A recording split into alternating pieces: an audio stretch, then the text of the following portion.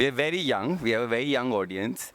And as far as designing the future, the theme of today's TEDx talk goes, is I'm way older to you guys. And when I talk about future, how do I know? Do I read a book? Do I watch a YouTube video?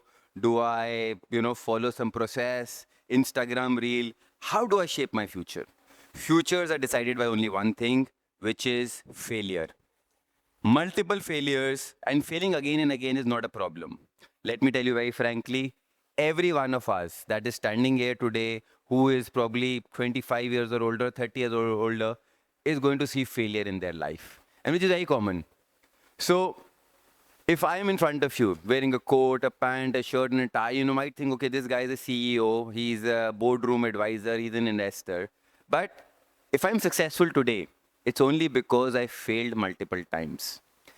Life for you might seem like a Avenger movie or a Mission Impossible movie. There are 2, 3 screens in front of you. You're swiping left, right, telling Jarvis to, compile this code or make something, do something about it. AIs like ChatGPT, Claude doing the work for you. But if we could design a future that simply, every one of us would be successful. Every one of us would be doing something great.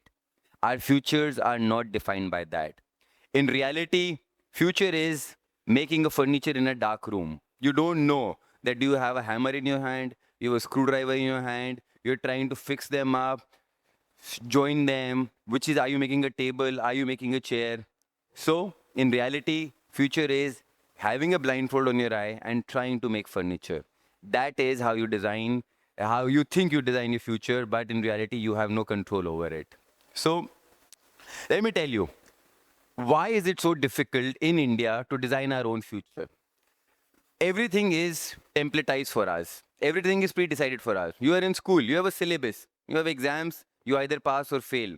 After school, you have college. You give exams, there are companies who will come to place you, take you for jobs. It's already decided. Post that 25, 30, 35, your relatives, your parents will be asking you, oh, marriage age, not time to get married. Everything is so templatized, so systemized, but is future like that? Do we have a syllabus book? Do we have a step-by-step guide? Do we have protocols? Do we have all these things that we know that yes, our future is going to go accordingly? No, we don't. We don't have anything decided. We have only our trust, our instinct, our gut feeling that we can do something right. So, if we only have those few things, how do we actually design our future when we have no other information? When we don't know if our next step is going to be right or wrong? But that's the beauty about it. If you don't know what is going to be right or wrong for you, you have the world is open for you. You have a canvas ready to be painted. It's pure white, everything is beautiful. There is nothing that you can do about it. So, for me, failures are you will have no outcome. There is no answer, there is no certainty. The road is completely blackened for you. If I have to give you an example, it's like driving a car on a pitch black road with a very few headlights, very dim headlights. You only see 5 to 10 meters ahead of it. You don't know where the path is leading. Future is like that. You just know that you might expect that you're going in the right direction, in the right field. You are not sure if you're going to reach the destination or not. Nobody can tell you that. But you are just happy with the fact that yes, I'm on the right direction. So, how do we define that instinct for us? How do we know we are doing the right thing or the wrong thing? There are 3 factors that define that. First, the pivot. You need to constantly change. Mistakes are common. You are definitely going to make mistakes. Failures are going to be part of your life. Chaos is going to be there in your life.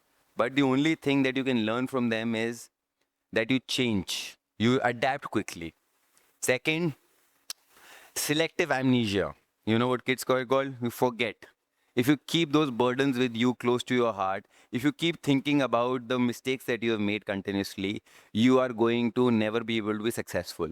You need to forget those mistakes, forget about the lakhs of rupees you have lost, forget the years that you have lost in trying something. No matter you failed, okay, come on, move on. Get up and move on. And the third, the why. Why am I doing this? I'm not doing this for money. I'm not doing this for success. It has to be greater than that. It has to be why do I need to do, and who is my target audience. If I'm going to make the life of someone, some customer happy, I'm going to create an impact. If you have these three things figured out for you, if you have the pivot, if you have selective amnesia, if you know the why answer, you have already future defined for you.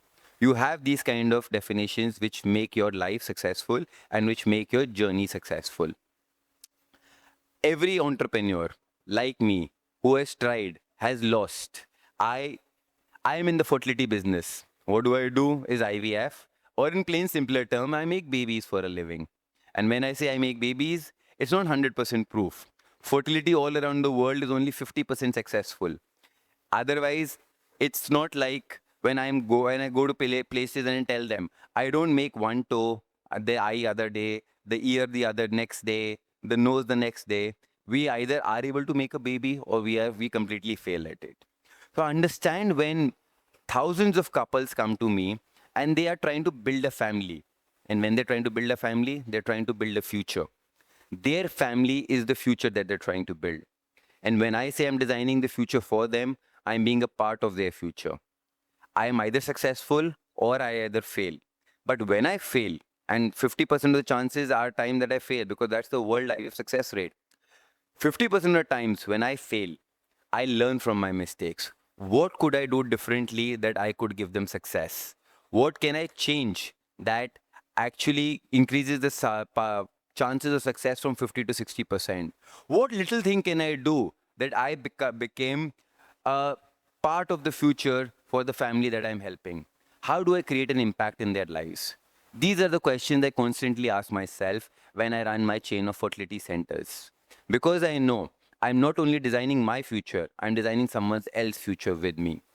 So, if I have to conclude today, let me just tell you that all entrepreneurs, all startups, all success stories have been roller coasters. There is not a single one of them that can say that I've only been going up and up and up all my life.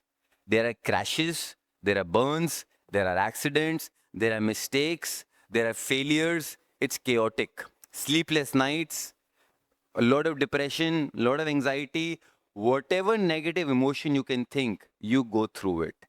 But only after you've gone through all of them is where a successful future lies for you.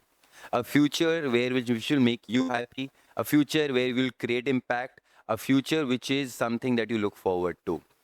If I have to sum it up for you, it's like I am building an aeroplane while flying at it, and I'm solving the engine problem while I am up in the air, and I will never say I want to land because that's the time I accept defeat. So, flying my plane, rectifying it, and keep flying even though I can crash. But that's what a future holds for you. I'm Dr. Sarthak Bakshi, and I'm still writing my future. I'm still writing my manual, I'm still writing my book, and my future with it. I make mistakes, I learn from them, I try to evolve from those mistakes because I know it's my gut, my intuition, my success depends on the future that I look for myself, which no one else can. So please be with me in designing your own future, building your own future, and writing the best book that you can for yourself. That's how we design our future after a series of failure. Thank you.